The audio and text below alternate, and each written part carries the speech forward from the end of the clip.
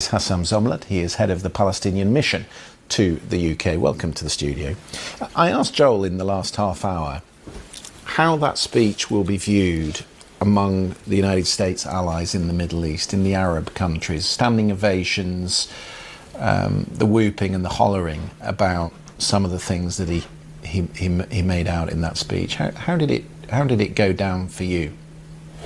A sad day for the US. A very sad day for the US standing in the region and globally, I have to say, to platform Netanyahu. And this isn't about Netanyahu, it's about the US and the US Congress in particular. Because Netanyahu is very well known, a very petty politician who would do anything to maintain his power and his office, including continuing committing a genocide. A person who's charged with corruption in his own country and with war crimes at the ICC. A person who lost all grounds, including the International Court of Justice only last Friday, saying that his occupation of the West Bank and Gaza, all Palestine, is unlawful. All the settlements are unlawful and illegal, must be dismantled, and that there shouldn't be negotiation for that. Israel has to quit its occupation. And a person who's really known to be a pathological liar.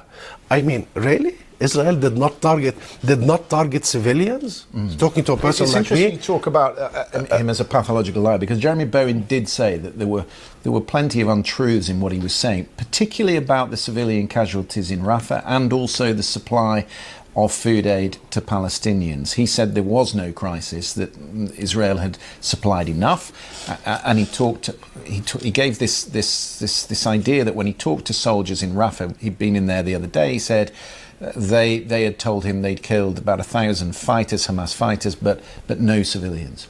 This is a desperate person. And by the way, I read also the body language. This is a person who has lost all grounds, including his own public opinion, by the way. He is watching that the ring is closing, arrest warrants by the ICC, what the ICJ ruled, recognitions by key countries and recognitions by even more now to be discussed. He knows that he is isolated, and then there is one audience he knows that he has, which is the US Congress. It's very unfortunate. And it's very unfortunate that you have the applaud while he's still bombing Rafah and Khan Yunis. You know, I come from Rafah. I know what is happening as we speak. And still committing the genocide. And the one sentence that really he wanted to make there is that, give me these tools, he means the 2,000 pounds bomb, faster, so I finish the genocide faster. He wanted the tools to continue his war. Netanyahu has no plan, Christian. He has no plan for Palestine, for peace, for any future. He is not warring Hamas. Well, he is not targeting Hamas. I assure you, he's targeting the Palestinian people, and he's targeting the idea of a Palestinian state. He just came from Israel after passing a law in the Knesset preventing a Palestinian state. So he went there for one thing, to get the weapons, to continue his genocide.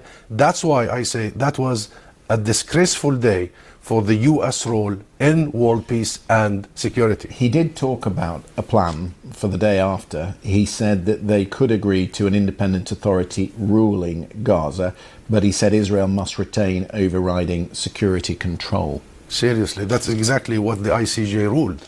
He wants a permanent occupation, permanent subjugation, well, he says permanent control, permanent control. That's the formula. He says he doesn't want to repopulate Gaza, contrary to some of the accusations from some quarters. He's saying that it should be ruled. It could be ruled by the PLO. It could be ruled by the PLO, but with Israeli security control. That's none of his business. The only business that he has to do is to end Israel's unlawful, illegal military occupation, dismantle all the illegal colonial settlements, and we will decide. The Palestinian people. This is our inalienable right. But this is not going to be... None of his business. Who rules and what rules. What is his business, of course, though, are the hostages, and which are still being held in Gaza. There is a plan on the table to release hostages in return for Palestinian prisoners. He did dispatch his negotiators again to Qatar on Thursday. He just cancelled it. He's cancelled it again. I was looking at some of the feeds that he's cancelling it. He's not serious. And each time he changed the goalpost.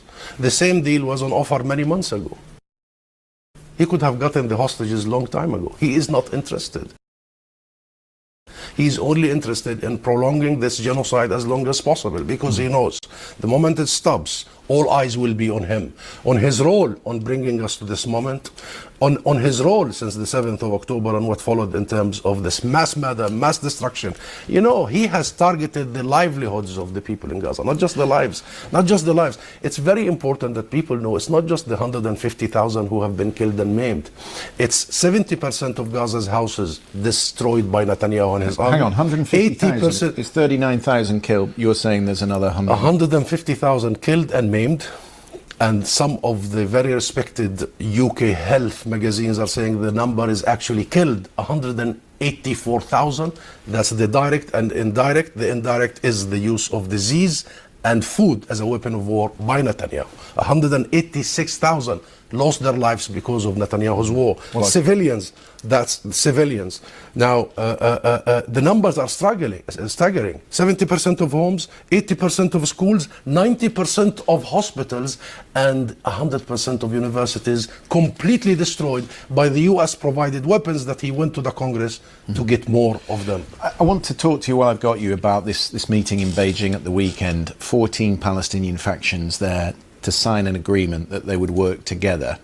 Is that the return of Fatah and the PLO to Gaza post-war? That's Palestinian political parties, factions agreeing the way forward. The way forward is, number one, the establishment of a state of Palestine on the 1967 borders. So back to the situation that we had in 2006 before Hamas brutally kicked out Fatah.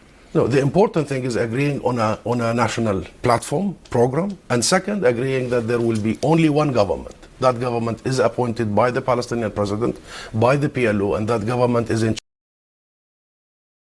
charge and mandated with the unity of the Palestinian geography and polity, the people, and that government will convene elections. So all factions agreed that the only way forward is one Palestinian legitimate government, and it's up to the Palestinian people to decide, not Netanyahu and not any other party. Zomlot, good to talk to you. Thank you for coming into the program.